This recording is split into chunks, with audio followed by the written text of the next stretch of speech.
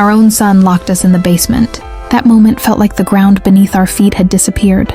My heart was shaking as if it were trying to escape from my chest.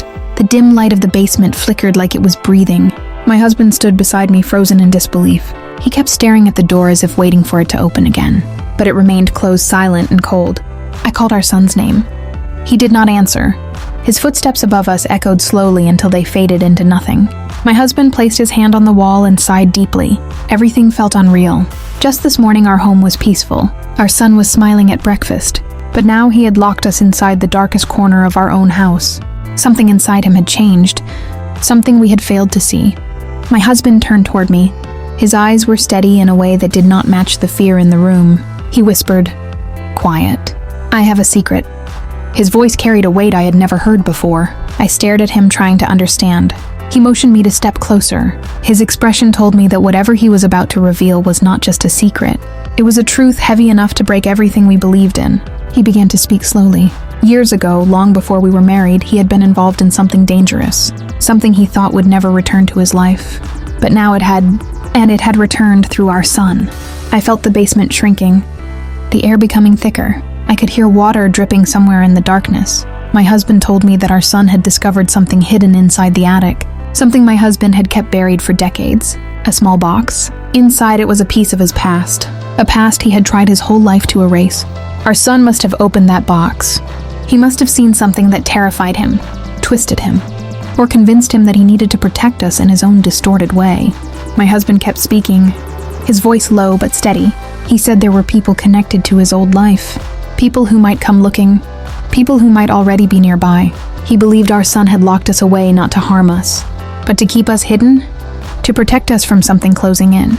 I felt a chill run through me. I remembered the strange phone calls from the last few days, the unknown numbers, the silence after we picked up, the shadow near the front gate 2 nights ago, the sensation of being watched when I walked outside.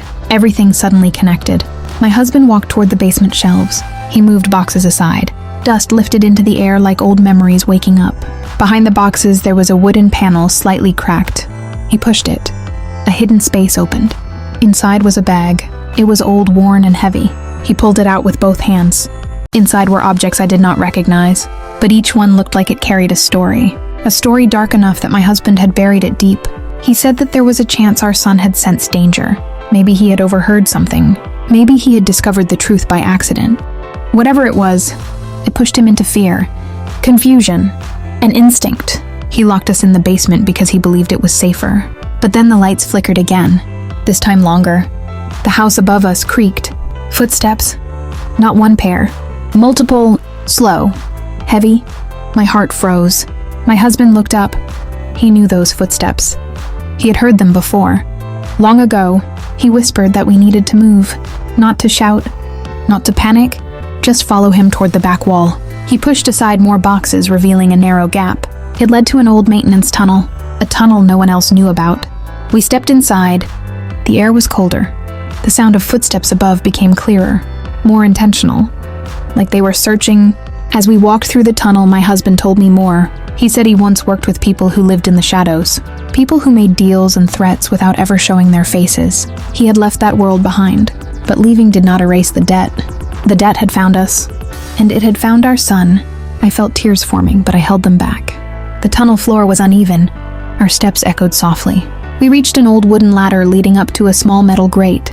My husband pushed it slightly, enough to peek. We were behind our house, near the old shed.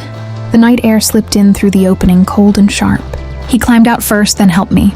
We crouched behind the shed, carefully watching the house. Inside, shadows moved past the windows.